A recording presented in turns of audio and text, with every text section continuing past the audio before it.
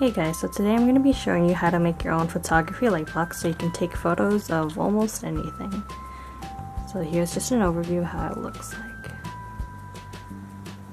Alright, so let's begin. So here are the things that you need to build your own photography light box. You need a box. Basically you can use a rectangle one, but preferably a square one that's really deep. You need a sheet of white Bristol board. I got a half one here rather than buying a whole one because it fits my box perfectly. You need white duct tape, a pair of scissors or a box cutter. A box cutter is actually better because you're gonna have to be cutting the box. A pen or a Sharpie, and then a ruler.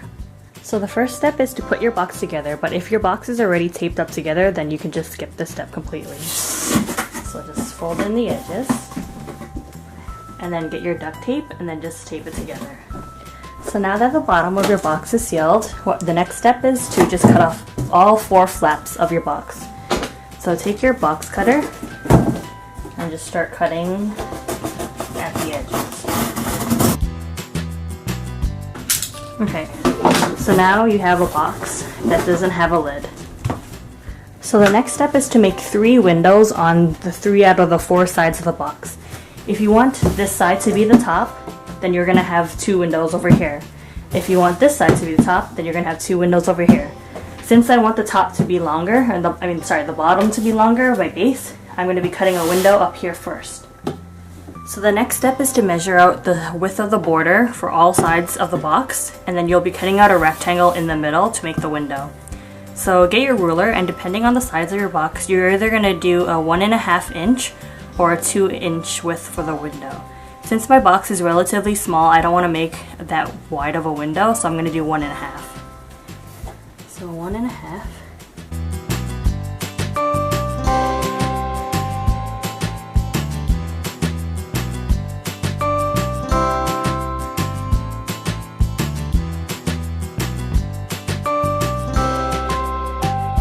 So if you can see that, I drew a line all around the box, and out here, these are the borders of my window, and I'm going to be cutting out this rectangle right here. Okay, so now I'm going to use my box cutter, and if you have scissors or a knife or anything, you can use it. I got this box cutter from the dollar store, so it doesn't work very well, so it might take a while for me to cut it out.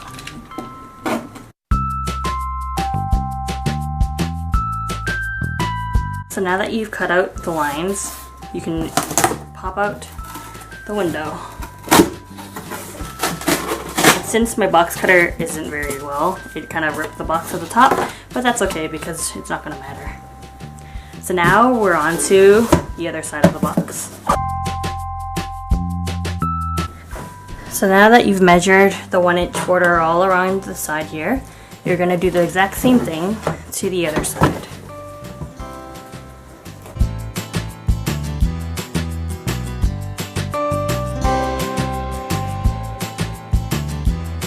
Okay, so the next step is to cut it out again. Now that you've cut the lines that you've drawn, you can pop out the windows. That's one side.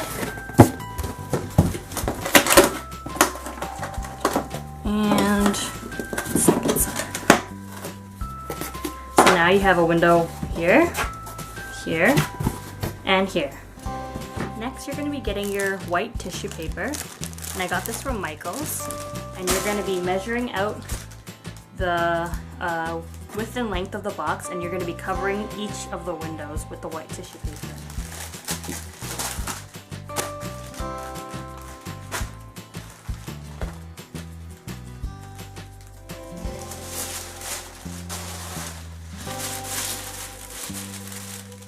So get your tissue paper, lay it over top.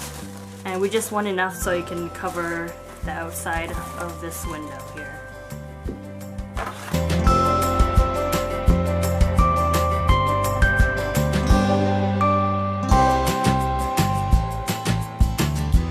Now take your box, see if your paper fits over it, and yeah, that should do for me. And you're going to tape around all the edges with your duct tape or any kind of tape.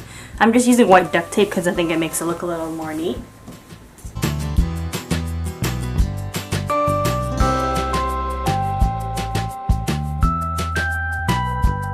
So the reason we're sealing all the sides is so that we don't let any light in. The point of the paper is to diffuse all the lights that you're going to use to shine on the paper.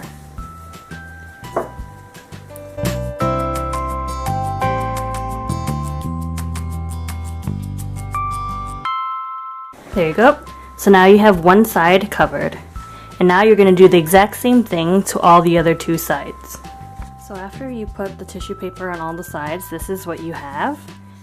So you have it covered on the top here, one side here, and the other side here. As you can see, I ran out of white duct tape, so I put clear masking tape on top, which doesn't really matter because all you're really worried about is how it looks on the inside, and it looks absolutely fine on the inside. So next you take your Bristol board, and then when you're sliding it in, make sure the Bristol board stays at a curve rather than a 90-degree angle. And you're going to slide it in to see how much Bristol board you need before you have to cut it. So slide it in here and push it in as much as you can to the back. And then if you want, you can cut off the excess, which is what I'm going to do. So once your Bristol board is nice and cut, you're going to have to tape down the bottom of it and tape the top of the inside. And as you can see, it curves on the inside rather than having a 90-degree angle because we don't want harsh lines or shadows in our pictures. And now that you've taped your Bristol board inside, it should be completed.